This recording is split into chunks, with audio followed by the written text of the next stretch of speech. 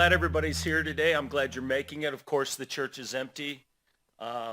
We're still under the, I don't know what you want to call it, where we're supposed to stay away from each other, warning, whatever that is.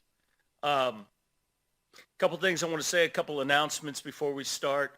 One is that you can always contact us at the P.O. Box, which is 1183 Hollister, Missouri, 65673. You can also go to our church website, which is gbfmo.org. And of course, you can contact us through Facebook. I'm available. If you have any comments or questions, you can text me at 417-538-9820. Of course, you can find all that information on the website. Before I get to the prayer, I want to say some things about the way the week's gone. It's been kind of interesting for me. It's been humbling at most. I started the week out concerned about all the things I'm going to have to deal with in reference to people's financial situation and the coronavirus possibly even making some of our people sick or some of their family members sick. So I started out my week doing what a pastor should do, and that's try and plan and prepare. But as my week progressed, I was getting a lot of phone calls, of course, and amazingly enough, they were not negative. They were people telling me how blessed they were, how good God has been to them. Amazingly enough, there were people from outside of this church that want to help support the ministry, which I found amazing, especially under circumstances like there are now. One thing I wanted to say, and I asked permission to say this from him, but Damien, who is one of our members, just wonderfully, it just filled my heart. He went to Bob Evans, him and his wife works there, him and his wife took all of the food that would be perishable after a while, and they started going around to people who needed food and distributing it. But again, I got nailed again because I found that there were people who had need of it, who also were taking what was given to them and giving it to other people. So that Christ-likeness was so prevalent among some of our members. I've been getting phone calls from people in the church who say they want to help and don't hesitate to ask. So for me, it actually moved me to where I was wanting to cry. I mean, I was just moved by just that depth of understanding what it is to be a Christian. So for me, even though we're in this quarantine thing, it's been a good week for me. It's been a good week for me in a number of ways, and I'm hoping that today I can help you see it as you should see it. And one of the things I was going to say, and just keep this in mind as we go through some teaching on the book of Job, always remember this about God, and I'll probably say it at the end of the sermon. There's always, here, do it this way. Imagine looking at a river, and you're sitting on the shoreline of the river, and you're looking out at this river, and you see the water moving down towards the ocean, and you just see that. What most people don't think about when they're watching the movement of the river is that underneath the water surface, water is going all different directions. There's undercurrents that you don't see. As we go through this today, I'm hoping you recognize that what you see happening in your world right now on the surface, the coronavirus and the financial collapse, God is underneath all of that moving and doing things, and it should give you comfort to know that he is busy and that it's not shock to him. One of the other things I wanted to throw out to the church members here, which is really neat, is Deneen and Donna Rastifer brought a whole bunch of books into the church and set up a church library for us. And it's pretty extensive, and I just want to thank both of them for doing that.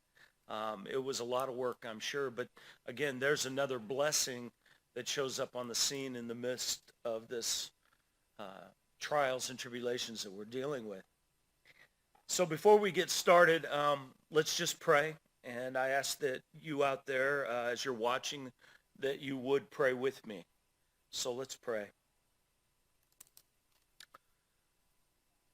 Lord, as you've shown me this week, you are so gracious and you are so invested in us.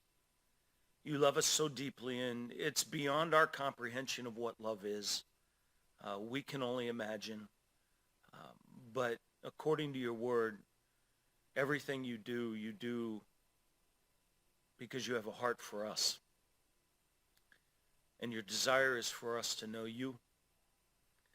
And that's the greatest desire you've had from day one, is for us to develop a relationship with you. So, Lord, I just pray today as I speak that it would be what you would say and have me say. I pray that it would go deep into the recesses of our hearts, that it would take hold, and that we would really understand and hear what you're telling us. I also ask, Lord, that if I say anything that is out of context, or if I say anything that you would not have had me say, I pray that you would just cancel that out in our thinking, and that you would just put into our minds what you want us to hear from you. Again, thank you so much for your written word. Thank you for the fact that you do love us, Lord. At the same time, I ask, Lord, that you bless the families that are struggling right now, the ones that are struggling financially and who are scared. I pray, Lord, that you would give them that great peace that you offer. I pray that you would continue to provide for them what they need, because I do believe you provide for our needs. Lord, I pray that you train and teach them now to be good stewards with what you've given them, that they would become wise and disciplined in the way they spend their money and their time. And I do pray, Lord, that you would be glorified in all things, and that your will would be done. And one final thing, Lord, I do pray for those that don't know you, that they would find you and that they would accept that relationship with you. And if we as a church body can be a help with that, that you would give us opportunity to share with them the blessing of being in a relationship with you. So thank you, Father. And again, I pray your will would be done. Amen. All right, what we're going to be doing, we titled this today, God's Communicating. And he is. God always communicates. The more I live my life, the more I realize that he speaks to me every chance he has. And it's pretty much 24/7. It's just a matter of me learning to listen. We're going to be looking at Job. And before I start, I just want you to know that Job is a hard book to teach. It's a hard book to teach because of its literary style. I'm going to give you some neat stuff. I'm going to give you even a new word. And you can go look this stuff up. But I want to help you a little bit with the book of Job. And I'm not going to be thorough with the whole book. I'm just going to take one of its points that is right there, stares you in the face if you're looking for it. Let me give you some information on the book of Job. Number one, some people actually consider it to be the oldest book ever written. It definitely is the oldest book of the Bible. It's been around a long time. They don't really know who wrote it. It could have been Job. We don't know, but we do know that it's the oldest book. One of the things that's unique about it is a didactic writing, and that's one of those big words. But here's what that word means. The book is deliberately wanting to teach you something. It's like what do they sell? They sell in the bookstores that how-to books, like the how do you do things books, or how do you fix your sink, how do you, whatever. It's kind of like that. It's a how-to book, but it's a very, it has a lot in it that is in reference to how to. And most of the time what happens is people will read Job and they will try to just get one message out of it. And the one that they tend to focus on is the issue of suffering. Now that is in the book. And we're going to look at that a little bit. But it's not all about suffering. It's actually more about God, his nature, and how he deals with people. That's really what the book's mostly about. And by the way, I'm coughing because of allergies, so don't think I got the corona. Um, it's a mixture of almost every kind of literature that you find in the Old Testament. That's the other thing that makes it a little bit hard to navigate. We're not used to that. Here's another thing about Job most people don't know. There are 110 words found in Job, the book of Job, that are nowhere else in the Old Testament. What it's called, and this is this new word, you're going to love this, it's called a hapax legomenon, which simply means something said only once. So that's your book of Job. It's a very unique book. And again, it's not just about suffering. It's about God's movement with mankind. One of the things you need to know, and I'll give this to you to help you out a little bit. I don't know who actually said this. Dr. Constable's quoted it, and I may have to do a cough drop. Here's what he said. One should think of this, meaning the book, as being like the Olympics, a grand occasion made up of a variety of sports. Though it is all sport, each game is played by its own rules and has its own expectations about how to play the game. The variety of literature is the same way. It all has a message, but it conveys that message in a variety of ways and with a variety of expectations. To try to play basketball with soccer's rules will never work. Though both use a ball and require foot speed, or, for instance, one thinks of musical instruments, they all make music, but in a different way with different sounds. One cannot play the violin like a piano or drums, nor should one expect a violin to sound like either a piano or a kettle drum. In the same way, to read the poetry of the Psalms like a historical book is to miss the emotional, pictorial impact of the message. Though both genres convey reality about people's experiences with God. Great statement.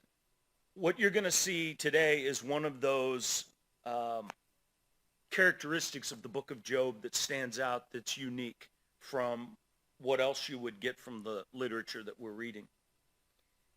So let's start with chapter 1. And I'm hoping by the time we get to the end of this, you'll get the point. It is my prayer that you do. It was good for me when I got it. I had to go look through this again. And my motive for looking through it was the fact that we're dealing with the coronavirus and financial breakdown. If you look at what we're going to see now, Job is a very successful man. His life is good. So let me read some of it for you to build the picture in the background in case you haven't read Job before. There was a man in the land of Uz whose name was Job, and that man's blameless. He was blameless and upright. Good man, one who feared God and turned away from evil. There was born to him 7 sons and 3 daughters. He possessed 7,000 sheep, 3,000 camels, 500 yoke of oxen, 500 female donkeys, and very many servants, so that this man was the greatest of all the people of the East. His sons used to go and hold a feast in the house of each one of his day. His sons used to go and hold a feast in the house of each one on his day, and they would send and invite their 3 sisters to eat and drink with them. And when the days of the feast had run their course, Job would send and consecrate them, and he would rise early in the morning and offer burnt offerings according to the number of them all. For Job said, "It may be that my children have sinned and cursed God in their hearts." Thus Job did continually. Now there was a day when the sons of God came to present themselves before the Lord. Now, I'm going to get into that part just a second. Here's what I want to say to you. Here's a guy, Job. Guy's a good man. It's been argued that he may even been a priest before the priestly structure was developed by Israel. Here's a guy who diligently prays. He's successful at what he does. People respect him. Everything's great in his life. There's nothing about him that's questionable, is what it's basically saying. So much so that he invests his time even praying on behalf of his children. Great man. What you have next is where we started to go, is one day the angels show up before God. And this is what you see in chapter 1:6 to chapter 2:10. And we're going to read that. But Satan shows up, and there's a reason for this. Now, I'm not going to go into all the explanation about how Satan's going before God, but I'll show you some of it a little later. Most people don't understand that Satan actually stands before God predominantly and accuses the saints to God. Most of you in your life will never, ever run across Satan. He doesn't need to bother you. He's not omnipresent. He can't be everywhere at once. You may have ran into demons, and they are not these ugly, ghouly monsters. They're just fallen angels. But you have not probably ever come in contact with Satan, even though movies and stuff just distorted everything about him, who he is. He is an individual that God created. He does hate you. He does hate God even more. He has a moment where he's in the presence of God with all the angels. I don't know why God lets him come hang out, but he does. I do know this. Satan cannot do anything unless God allows him. And people have a hard time with that. But it's true. He does not have free reign. Now, there are some views in theology that try to argue that he does. I don't see that they can biblically support it, especially when you look at a situation like this part of Scripture. So let's look at this part right now. It's chapter 1, verse 6, and then we're going to go to chapter 2:10. Now there was a day when the sons of God came to present themselves before the Lord, and Satan also came among them. And anytime it says sons of God, it's usually referring to angels. The Lord said to Satan, "From where have you come?" Satan answered the Lord. Now, it isn't that God doesn't know where he was. It's one of those questions like when you look at your kids and said, "What did you just do?" And you're looking at what they just did. You already know. So it's not like God knows where doesn't know where he's been. He does know. Satan answered the Lord and said, "From going to and fro on the earth and from walking up and down on it." So he's been busy on the earth. That's simply what that means.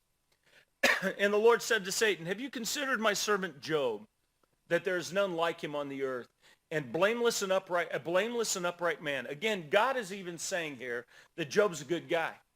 He fears God, meaning great respect, and turns away from evil, meaning he resists doing things that are wrong. There's a reason why that's being said by God in the text. Then Satan answers the Lord and said, "Does Job fear God for no reason?" So he's now accusing God, if you think about it, that Job's goodness is because God is so good to Job that Job just does what's good because, hey, there's blessing in it for him. So there's an accusation there. "Have you not put a hedge around him and his house and all that he has on every side? You have blessed the work of his hands, and his possessions have increased in the land. But stretch out your hand and touch all that he has, and he will curse you to your face." So Satan's now putting a challenge to God, questioning the character of Job, and he's now saying to God, "All right, let's see if you're right about the guy. Take everything away from him that he has." And the Lord said to Satan, "Behold, all that he has is in your hand." Why can God say that? Because everything Job has is really God's anyway. So in essence, God is saying to Satan, "Go ahead and take all the stuff that's mine away from Job. Only against him do not stretch out your hand," meaning you don't do anything to him. You just take all of his wealth. Now, what most people don't know is in this day and age, your children were considered part of your wealth. Your animals were your wealth. All the things that you had, because it was a patriarchal system, that the men were the owners, let's say, of everything. It doesn't mean that God condones that kind of thinking, but God always works within whatever's going on in the society at the time for the purpose of glorifying his name through it, whatever it is. Now, that's just another sermon for another day. And like I said, that's the difficulty of going through Job because there's so much in it. So we have Satan goes out, and I'm not going to read all of it, but Satan goes out and he literally destroys, kills his kids, destroys all of his income. Job is broke now. And what you need to note is what's in verse 2:10. Or go to Job 1:22. Let's do that one first. Job 1:22. Look what's said here. In all this, after everything has been taken from him, he's lost all of his income, everything. And his wife's a part of this too. She's watching this too. In all this, Job did not sin or charge God with a wrong.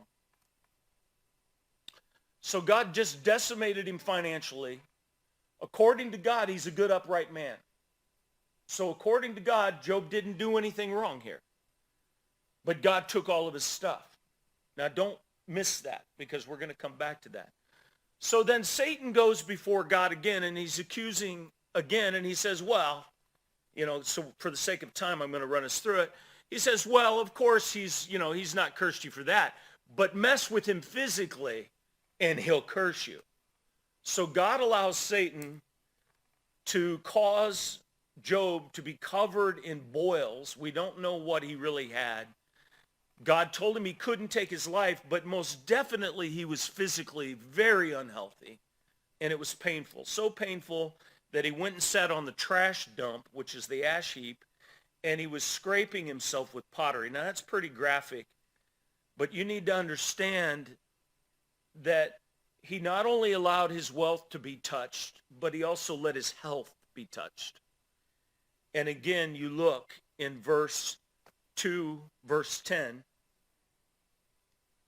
he still did not sin.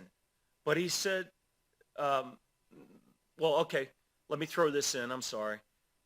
His wife came to him, and she said, you need to just curse God and die. Now, this is not an unkind response that Job makes back to her when he calls her foolish.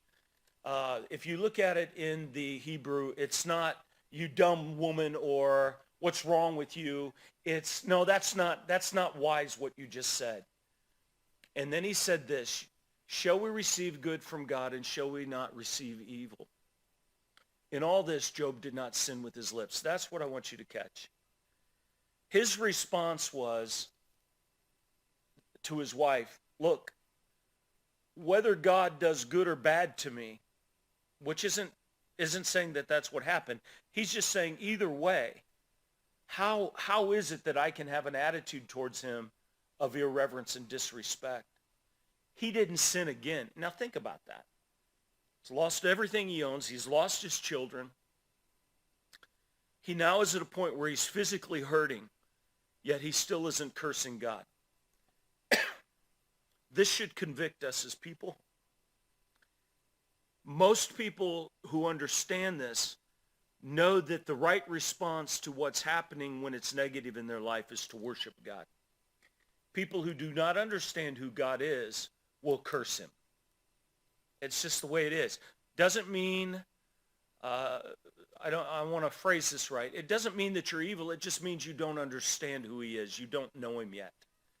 And I've been there. I've been at those points where I didn't understand what was going on.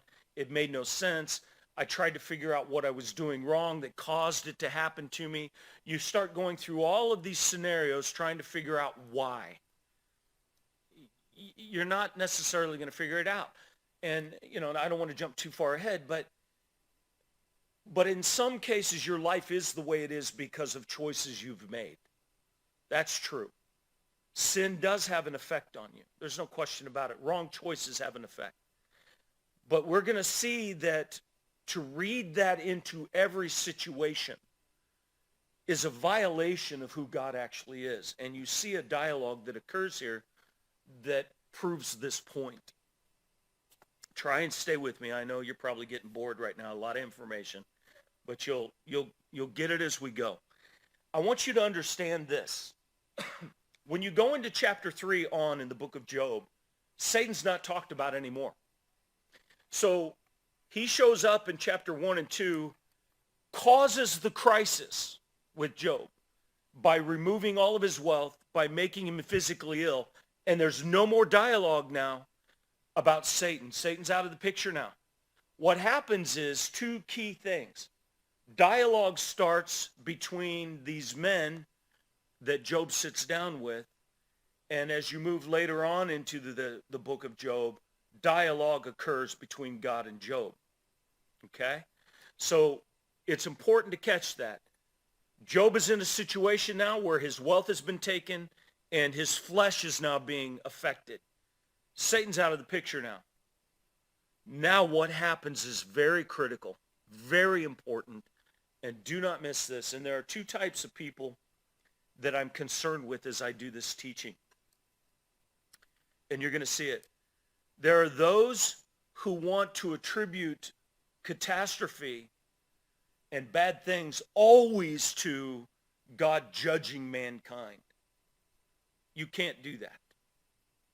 You can't do that. And I'm going to show you why, if you're willing to be taught. Are there moments where God does? The answer is yes. There are moments where he does. Are there consequences for decisions mankind makes and we make as individuals? Yes, they are the natural outcome of bad decisions. They do happen. But guess what? In a lot of cases, God doesn't have to do anything, and Satan doesn't have to do anything. The natural outcome takes effect on its own. It's like if I close a door on my hand, it's going to hurt. I closed the door, causing those consequences. God didn't do it. Satan didn't do it. I did it. So there's a lot in this, like I said. And the difficulty is most of us don't take the time to think about life in a broader picture. We only look at it from our personal views. For instance, if you lived in Missouri all of your life, your perspective of the rest of the world is skewed because you've not experienced other cultures and what's unique about them.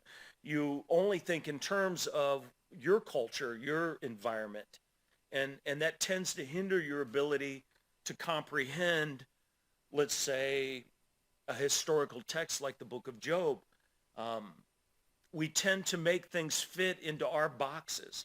You can't do that. You can't put God in your box either. So let's just look some more. And I'm going to try not to take too long today, but there's so much that needs to be talked about. So in chapter 3, he runs it. You've got these main characters. You've got Job, you've got Eliphaz, Bildad, and Zophar. And they now start dialoguing. Now don't miss this. You had God and Satan dialoguing. You had the situation that occurred with Job where he lost all of his wealth. He's physically damaged now. He's got boils on his body. And now these human beings, good men from society's standpoint, are now going to dialogue about the situation. They're going to discuss what happened. Why did it happen? And you see that in chapter 3. And again, because I'm pressed for time, I've got to be careful here. But in Job 2:11, it says, "Now when Job's 3 friends heard of all the evil that had come upon him, they had came each from his own place. Eliphaz, the Temite, tells where they come from, Bildad, Zophar. And then it says they made an appointment together to come to show him sympathy and comfort him." Now, the culture was when somebody was hurting like that, you would sit with them for 7 days. You didn't say anything. Nobody talked until the one who was suffering spoke first. And then you have Job who starts talking. And they start discussing the circumstance. All right? Now, I want to show you something real quick in reference to this, because again, we're pressed for time. They're voicing their opinions about God. Don't miss that. They all are. There's one other guy that's here that we're going to look at in a minute, and he voices the correct opinion, and that's Elihu. But go to Job 42:6, because we're limited on our time. Look what God says. First, Job says, "Therefore I despise myself and repent in the dust and ash." So Job repents about what he was saying that you're going to see if you read through the book of Job. Then God says in verse 7, "After the Lord had spoken these words to Job, the Lord said to Eliphaz, 'My anger burns against you and against your 2 friends, for you have not spoken of me what is right, as my servant Job has.'" Okay, now, again, because of time. These guys sat with Job and started voicing their opinions about what was wrong. They started saying to Job a number of things, and I'm going to show you something to support why you can't do that. But let me show you this real quick. Here's what Bildad said to him. Bildad said to him, "You're whining because you lost your wealth." Okay? The other guy, Eliphaz, he's arguing that Job's in the situation he's in because he wasn't doing enough good things. And then you've got Zophar, who's basically agreeing with the other two guys. But the interesting thing is what Job says. Job sits there and he's justifying himself and was calling God unjust. What Job starts to say is that, wait a minute, I've done nothing wrong and God's doing this to me. These guys are saying, oh, you must have done something wrong and this is why God's doing this to you. The other guy says, well, the problem is you're greedy and you want all your wealth back, so you're whining. This is why this stuff's happening to you. And then here comes Elihu. Oh, by the way, let me give you one more real quick for you. Just so you know, not all things bad that happen because of your sin. John 9:1-3 tells you otherwise. And this is out of the mouth of Jesus.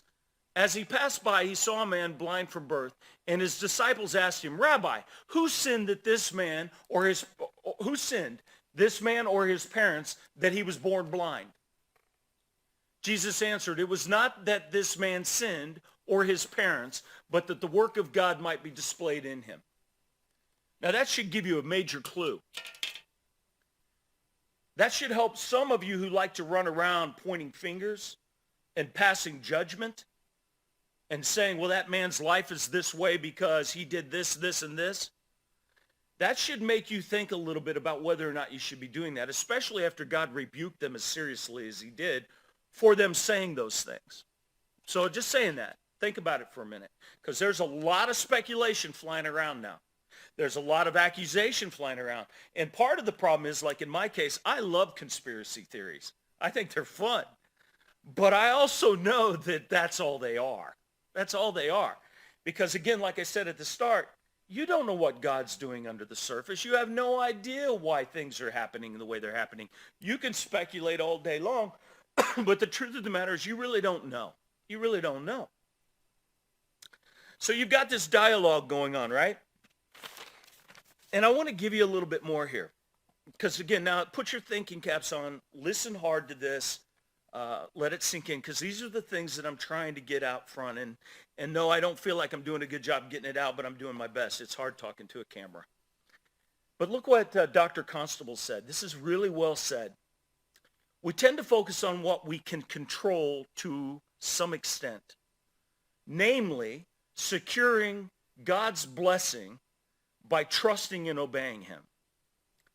This is understandable and legitimate, but it leads to a potential problem. The problem is that we may conclude that we can control God. Since God blesses those who trust and obey him, and he curses those who do not, we may conclude that if we trust and obey God, catch this, he owes us a blessing in this life. I want you to understand this, and here's the deep teaching here. This is Satan. That is Satan skewing the holiness and the sovereignty of God in the minds of God's people.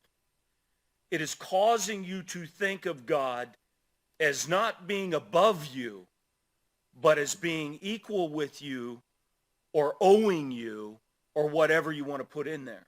There's the danger in thinking that way. Yes, it's true. Blessing and trusting God can come from, obedience and trusting God produces blessing. There's no question.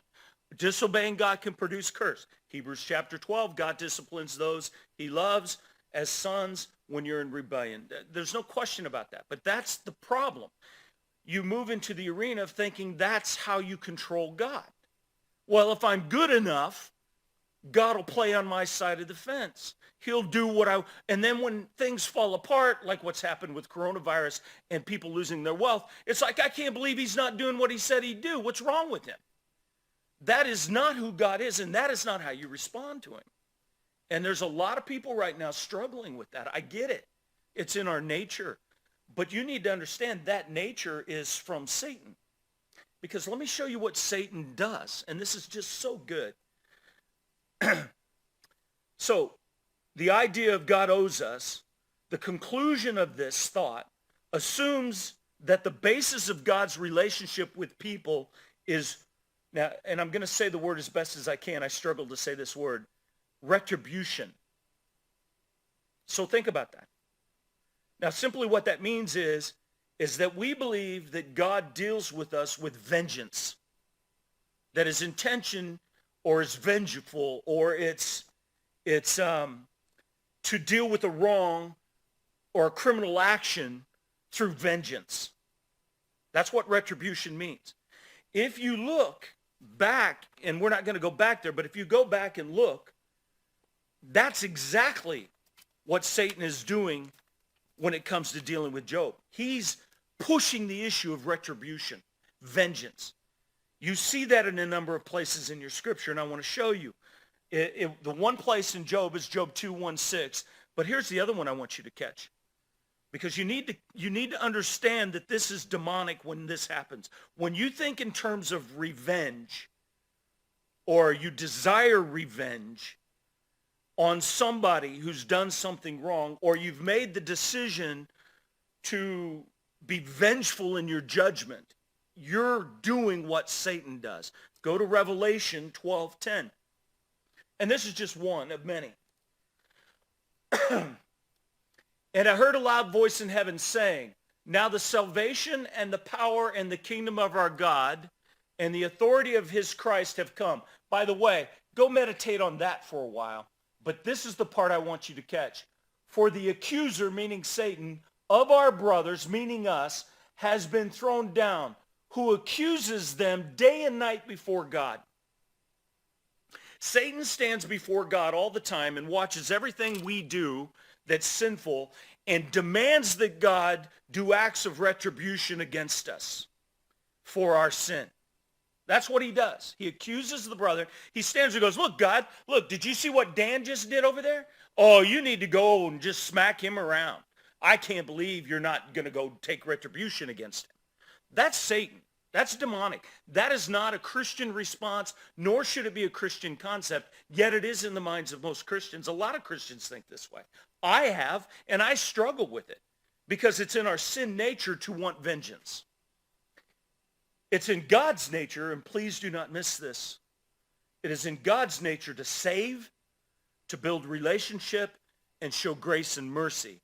The day of wrath falls at the last day when he puts death under his feet and everybody goes to hell that needs to go to hell. At this point in time in history, God's movements is grace and mercy, even if that means he has to take all your wealth, even if that means you get sick, because his goal is for you to unify under him as your father, and sometimes your arm has to be twisted behind your back.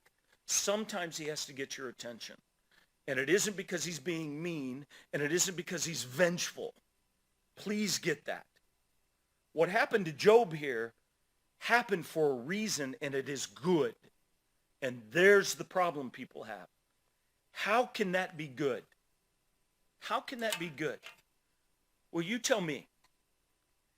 Just like I said at the start, in this week alone, just in my life, I've seen immense amounts of Christ-like behavior occur because of the virus and the loss of wealth.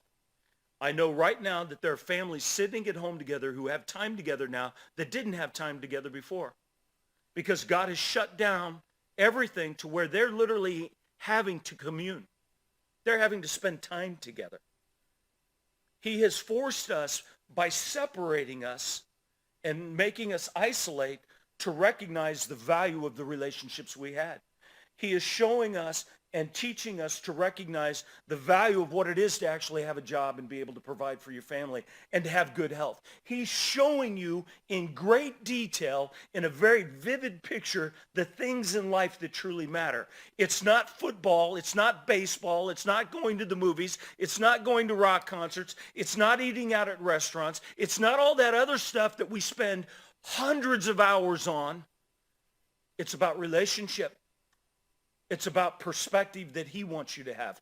He has done us all a great favor, actually, on this whole globe, because he's given society the opportunity to sit and contemplate who he is.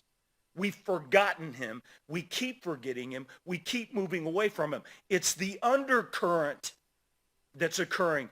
Coronavirus and the loss of your wealth is not the issue in your life. The issue in your life is always your relationship to God and your comprehension of his sovereignty over your life. He can steal from you your very breath if he needs to.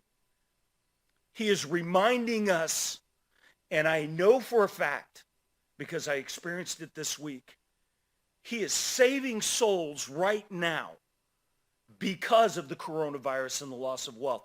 Because people are now turning to God and they're seeking answers, and they're asking us, people who are believers, who are obeying God and walking in the faith and rejoicing in the sovereignty of God, they are asking us why, and we are being given the opportunity by God to share his plan of salvation with them.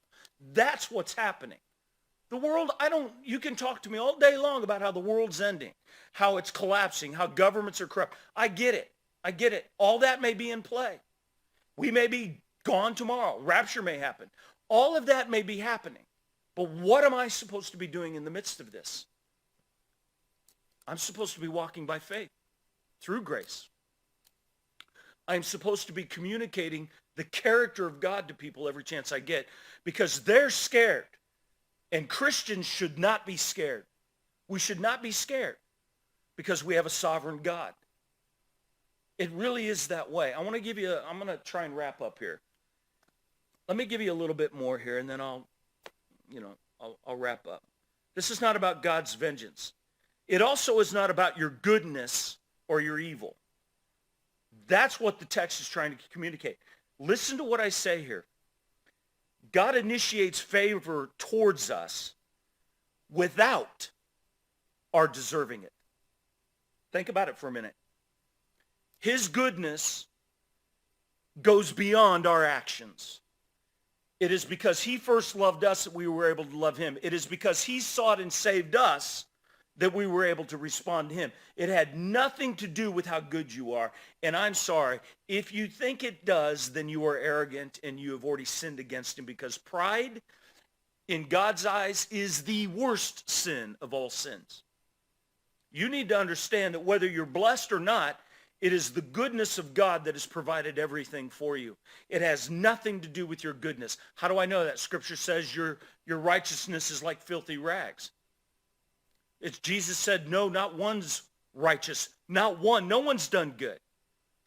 That's why he said, if you sin by looking at somebody even with sin in your eyes, you're guilty of breaking all the commandments. Don't miss it. So get off this attitude or this mindset that somehow by your behavior, you're going to manipulate God's favor towards you. Look, he loves you, and if he favors you and you've been blessed financially or you've been blessed with good health, you better worship, because it isn't because you're a great guy. It's because you have a great God. And there's the thinking. If you're doing okay right now financially and you're not getting hit with any of this, you worship and you pray for the people that are. And you tell God, thank you for the blessing, not because you deserved it, but because he is good enough to let you have it. And then from there, you go serve his people like Christ would do. Because you have been blessed, you go be a blessing to others. And I was blessed by seeing that there were people that I know who were out doing that. In the midst of the crisis, with what little they have, they were going out and serving in the name of Christ. Think about that. They weren't running around waving their hands above their head going, oh, we're going to die, we're going to die. It's the end of the world. I better go hoard toilet paper. They were doing what Christ would have done. They understand the character of God. I probably have some of you mad at me now. I get it. I'm going to leave you this last thought because I think this is a good place to wrap up. And I didn't do everything we could have done there. Like I said, the text is so full. Think about this. So here was Job, and I basically have said this. So here was Job, and his life was wonderful. He also was a godly man. Everything was right. All of a sudden, everything falls apart. And now he's having to sit and talk. He starts by talking to all the people around him that think they know God, and they don't. Elihu comes along, and he tells him who God is. And you see that in chapter 34 and 35. And I'm going to read it to you real quick. So take me to Job 34, please, Alan.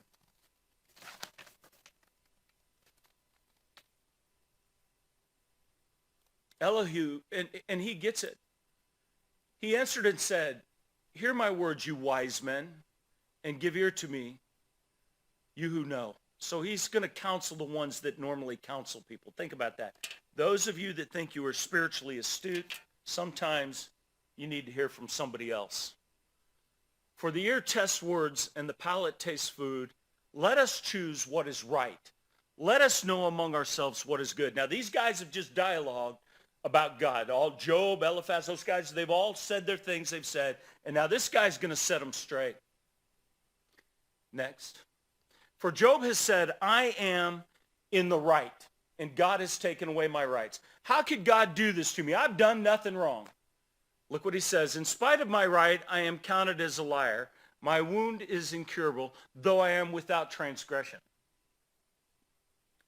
What man is like Job, who drinks up scoffing like water, who travels in company with evildoers and walks with wicked men? Question mark. Next. For he has said, it profits a man nothing that he should take delight in God. Therefore, hear me, you men of understanding. That's a mocking statement, by the way. Far be it from God that he should do wickedness, and from the Almighty that he should do wrong. Here's what he just said to Job. Listen, you guys, for you to sit there and pass judgment on God, are you kidding me? That's what he's saying to them. Go to the next verse. For according to the work of a man, don't miss this, he will repay him, and according to his ways, he will make it befall him. Of a truth, God will not do wickedly, and the Almighty will not pervert justice. Next. Who gave him charge over the earth, and who laid on him the whole world? If he should set his heart to it and gather to himself his spirit and his breath. I'm going to tell you what that means in a minute. All flesh would perish together, and man will return to dust. If you have understanding, hear this. Listen to what I say. Here's what he said.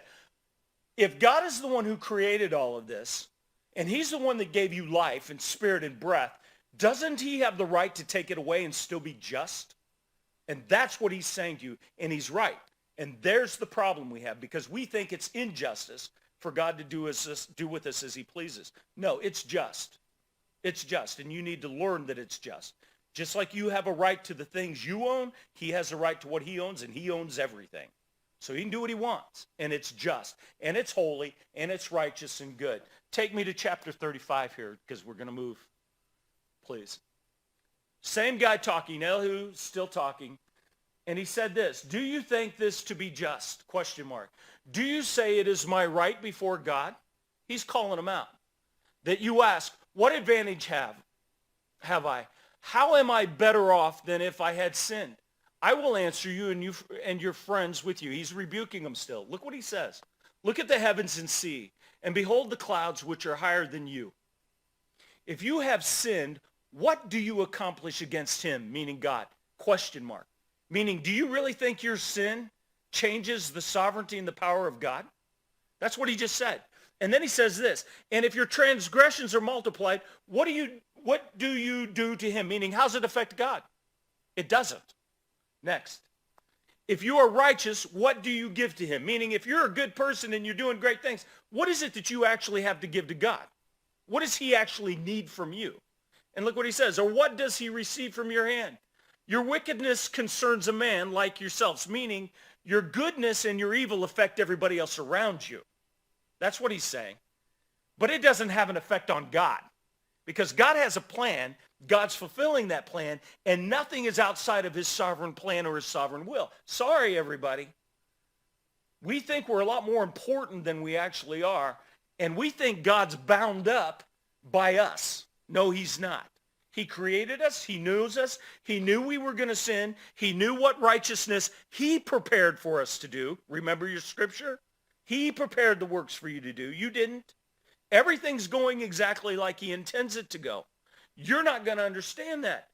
And look at it. He says, your wickedness concerns a man like yourself, and your righteousness a son of man, meaning other people. What's the next verse? Because of the multitude of oppressions, people cry out. They call for help because of the arm of the Almighty, but none says, where is God, my maker, who gives songs in the night, who teaches us more than the beasts of the earth and makes us wiser than the birds of heaven?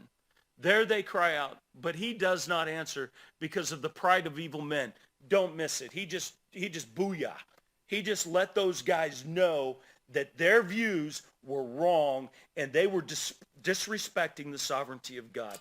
That's what was going on there. And I'm proud of the guy because it convicted me, and it should convict you. So here's what's happened, and I'll sum this up now for sure. You have this day and time where Job's lost everything that you would want. He's probably even fearing for his life at this time. He's already made statements about, God, just kill me and take me home now anyway. Why was I born? He's complained and griped. Everything's wrong. I get it. That's normal. That's what you're going to want to do. But catch this. In this moment, he sat down and had to have a conversation with God. Once he got done with all the morons who were trying to give him all this religious jargon about what's going on, when he actually sat down and started talking with God, which you see in the book of Job, he's listening now. And like I titled the sermon, God communicates. And in this book, he's talking to all of us in this book, the oldest book probably that's ever been written. And he's saying to us a very important thing. And I want to show it to you. Go to Job 42 again.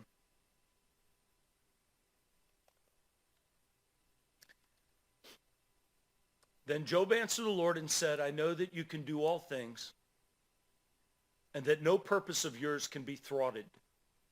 Next verse. Who is this that hides counsel without knowledge? Guess what? All of you religious people who think you're going to come and tell people why God's doing all this stuff, you better be careful. You don't know what you think you know. You may build a beautiful picture to argue your case. You may do that, but you better be careful. Therefore, I have uttered what I did not understand, things too wonderful for me, which I did not know. Hear, and I will speak. I will question you, and you make it known to me. This is Job talking with God. Verse 5, I had heard of you by the hearing of the ear, but now my eyes see you. Therefore, I despise myself and repent in the dust and ash. Here's what he just said. I knew about you. I've read about you. You were in my life. I worshiped you. But because this happened to me, I now really see you. I now see you better than I've seen you before. In the moment of the crisis, Job came to a greater understanding of who his God actually is. And he repented of his false ideas of God. And he grew wiser in his understanding of who God is. Now, one or two things are going to happen in this crisis we're in as people. You're either going to sit down and you're going to start letting God communicate with you, and you're going to grow in your salvation and your spirituality. You're going to grow in your sanctification. You're going to become wiser for it. You will worship if you're getting the right perspective of God. And that's why I was blessed to have so many phone calls from so many people that were worshiping God in the midst of the crisis. They have a better understanding of the character of God. Those of you that are cursing him, those of you that are rebuking him, those of you that are just crying out to him as if he's done you wrong, you need to go sit and you need to get a better comprehension of who God actually is and what he's actually doing on this planet. Now, again, I know some of you don't want to hear that from me. Some of you think I'm being mean and unkind and insensitive. No, I'm not. I know the answer to all of this is God. He sent Christ to give us every solution we need. It's staring us in the face. The problem is we're preoccupied with the world and everything else. We are not paying attention and we are not listening. We need to start listening to what God is trying to say to us in the midst of adversity. And you will be blessed. It's just a fact. I've said enough.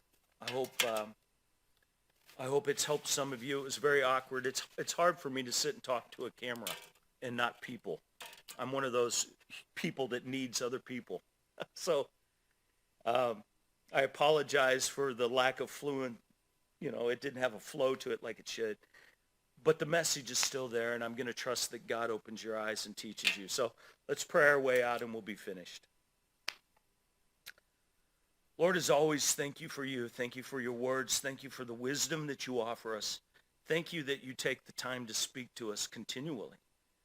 Lord, I pray that we just start listening, that we start recognizing the glory and the goodness of who you are and your sovereignty in the midst of all of this.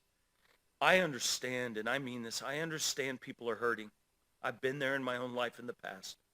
I understand they're scared. I understand they don't know what to do.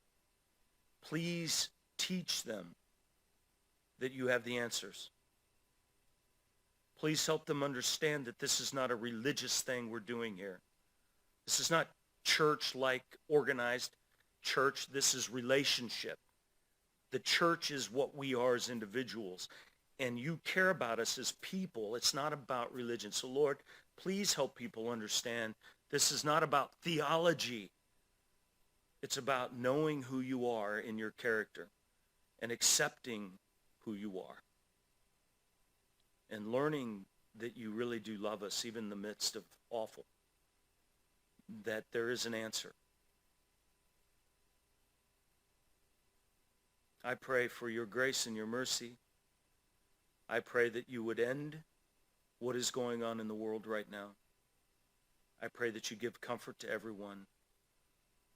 But above all of that, I pray that your will would be done on earth as it is in heaven. Because that is right and that is good. And we ask all of this according to your will. Amen. Thanks. See you next time.